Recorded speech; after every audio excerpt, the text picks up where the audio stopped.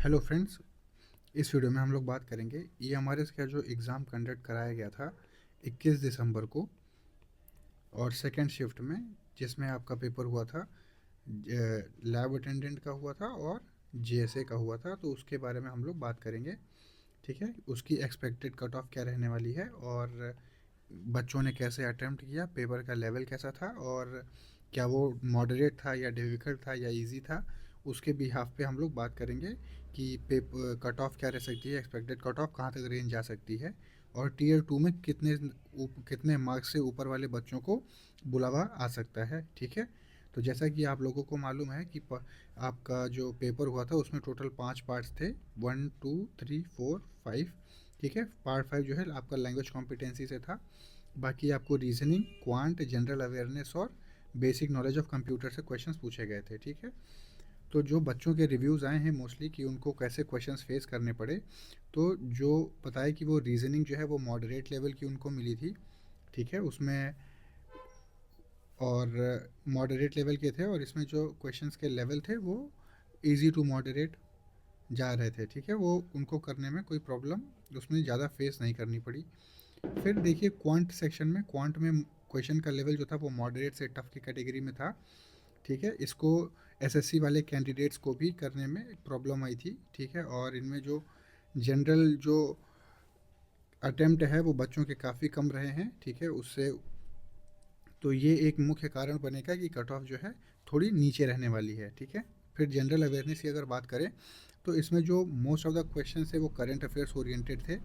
ठीक है, बाकी पॉलिटी से एक आध क्वेश्चंस पूछे गए, हिस्ट्री से क्वेश्चंस नहीं थे और शायद ना ही नहीं देखने को मिले थे। और जो कंप्यूटर है और बाकी जो सेक्शंस हैं उनसे क्वेश्चंस हम लोग को देखने को मिले और इनमें जो है वो इजी टू मॉडरेट हम लोग को क्वेश्चंस मिले थे, जिसमें बेसिक्स से क्वेश्चन पूछे गए, फंडामेंटल्स से ही क्वेश्चन थे, सॉफ्टवेयर के बारे में पूछा गया, शॉर्टकट कीज़ के बारे में पूछा गया, कैसे सॉफ्टवेयर होते हैं, इन सब से रिलेटेड क्वेश्चंस उसमें पूछे गए थे। ठीक है, फिर लैंग्वेज सेक्शन में देखिए इंग्लिश और हिंदी आपसे पूछी गई थी और जो लैंग्वेज था वो इजी टू मॉडरेट सेक्शन था। ठीक है, उसमें लैंग्वेज सेक्शन में आपको इजी टू मॉडरेट देखने को मिला था, उतनी ज़्यादा डिफ़िकल्टी नहीं आई थी उसको सॉल्व करने में। ठीक है, चलिए फिर हम लोग एक्सपेक्टेड कट ऑफ देख लेते हैं कि अगर आपका जो एक्सपेक्टेड मार्क्स है अगर वो 58 से 60 प्लस आपका अनरिजर्व कैटेगरी में आ रहा है तो आप टीयर टू के लिए एलिजिबल हैं। ठीक है, आप टीयर टू के लिए प्रिपरेशन कंटिन्यू कर सकते हैं। सिमिलरली अगर आप ईडब्ल्यूएस और ओबीसी से हैं तो 56 से 57 प्लस हैं मार्क्स अगर आपके बन रहे हैं तो आप टीयर टू के लिए आप अपनी प्रिपरेशन कंटिन्यू कर सकते हैं। और अगर आप एससी कैटेगरी से हैं और 50 टू 52 प्लस आपके मार्क्स बन रहे हैं तो भी आप टीयर टू के लिए एलिजिबल हैं, आप तैयारी करिए।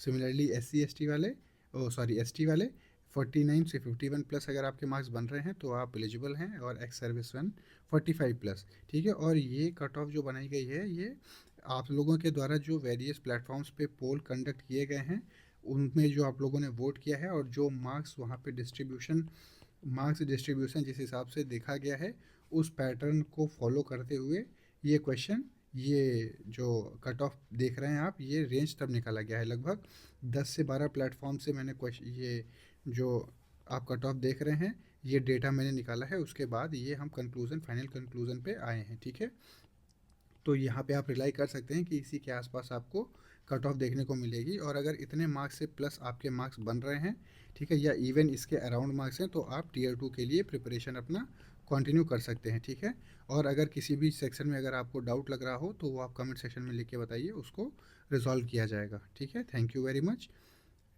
For watching this video. और जो भी आपके कम प्रॉब्लम है या कितने मार्क्स बन रहे हैं एक्सपेक्टेड मार्क्स वो आप कमेंट सेक्शन में लिख के बताइए।